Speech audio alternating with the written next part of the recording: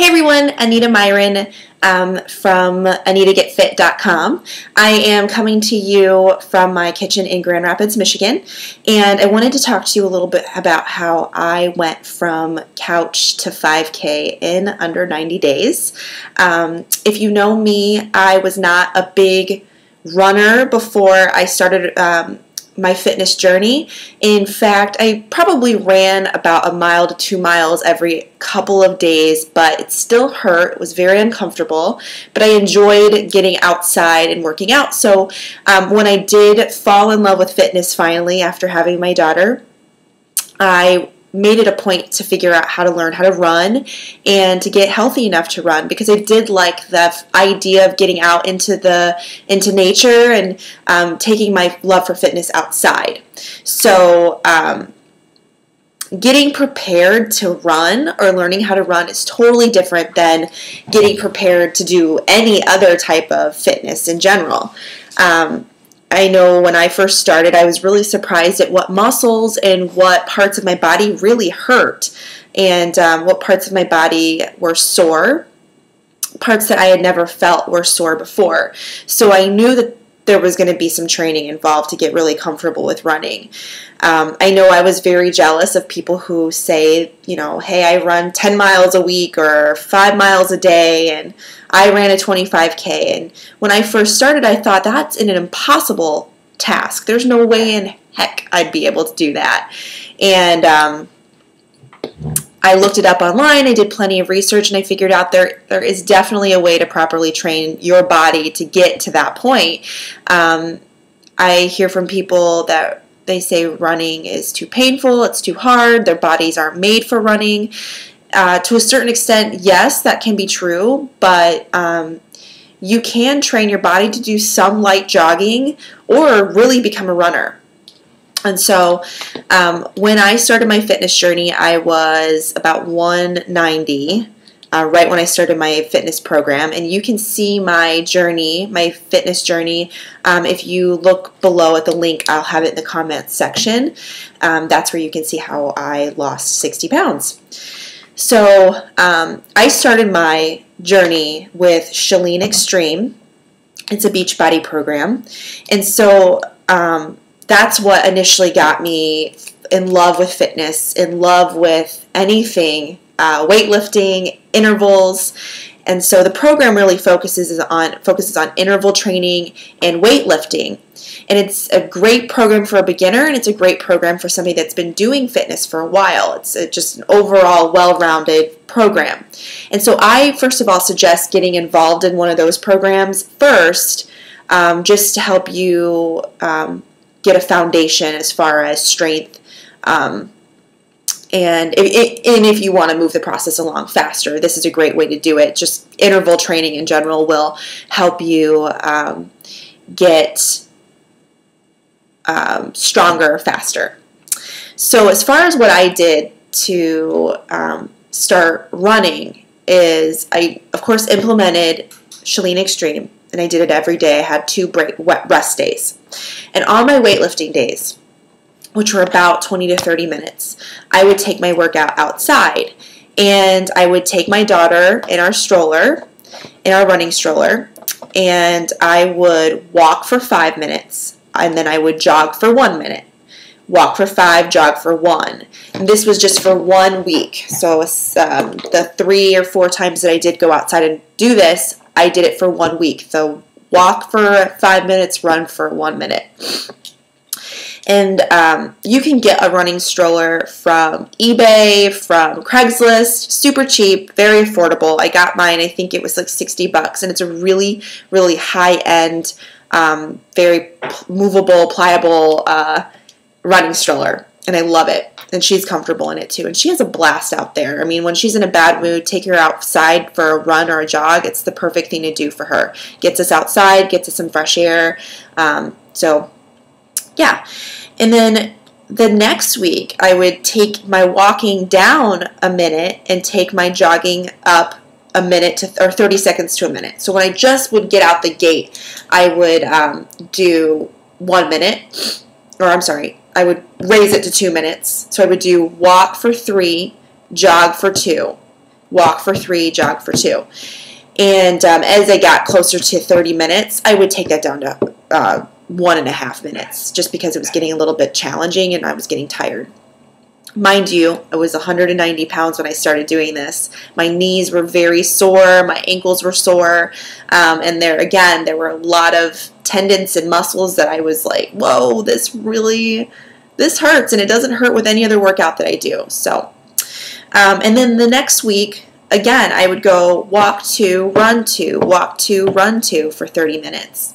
And then the next week, run or walk 1, run 1, walk 1, run 1. Eventually, after a month and a half, 2 months, as my legs started to heal, I was able to run for 10 minutes straight, and then I would walk. I mean, once you do that schedule for a few weeks and you get comfortable and you feel confident enough to start really running consistently for a little bit, you need to listen to your body. If you start to feel like you're getting tired or in pain, then that's when you need to start walking and then run again a little bit. So also doing those intervals of walking and running are really going to increase your stamina. And over time, that's what you're going to use to increase your speed when you want to increase speed.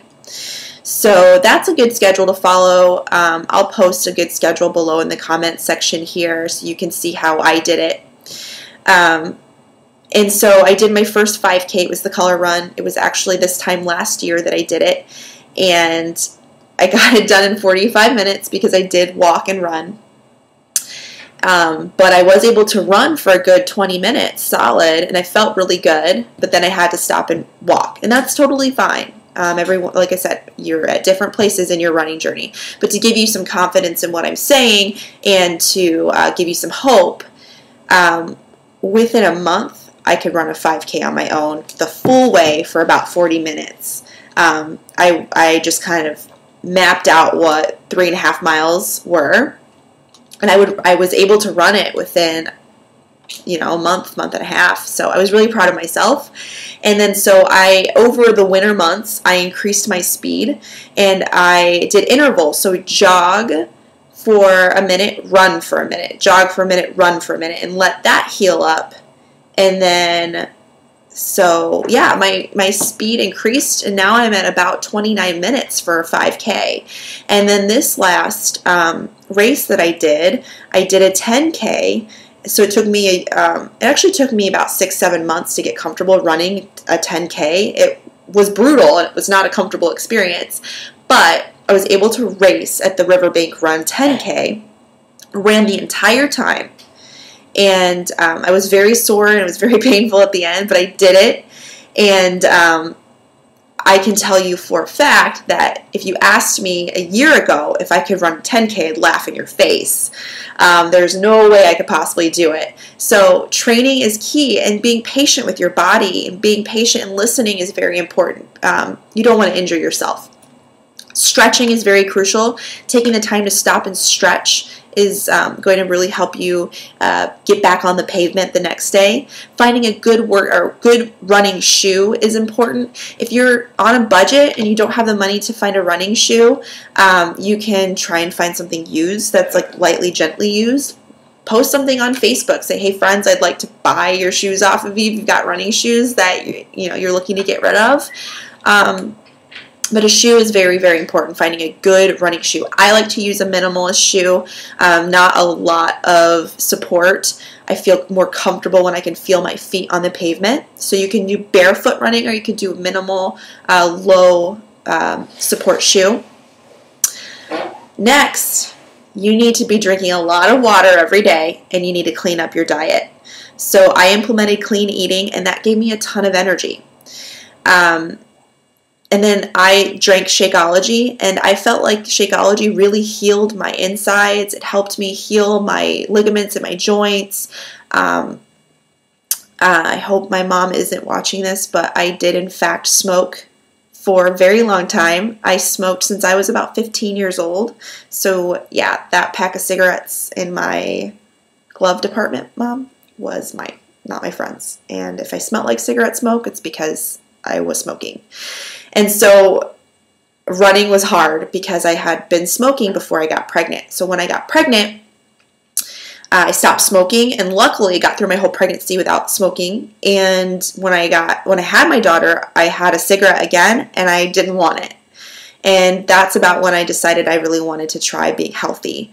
And so you can reverse the effects of lung damage. You can train yourself to get healthy and to reverse the effects of what you've done in the past. So I used to be a person that would drink 3 or 4 times a week, and I would drink 3 or 4 drinks every time, and then I would have a few cigarettes. In college, I was a nightclub DJ. I worked in the nightclub scene, and I smoked almost a pack a weekend, and then sometimes a half a pack a day. And so starting running, I would hyperventilate right away. So I had to train myself how to breathe. Breathing is very important. So learning how to breathe through your nose, out through your mouth at first, and really controlling your breath. So breathing in for a few seconds and breathing out for a few seconds. Now breathing is not an issue for me. It's been a year.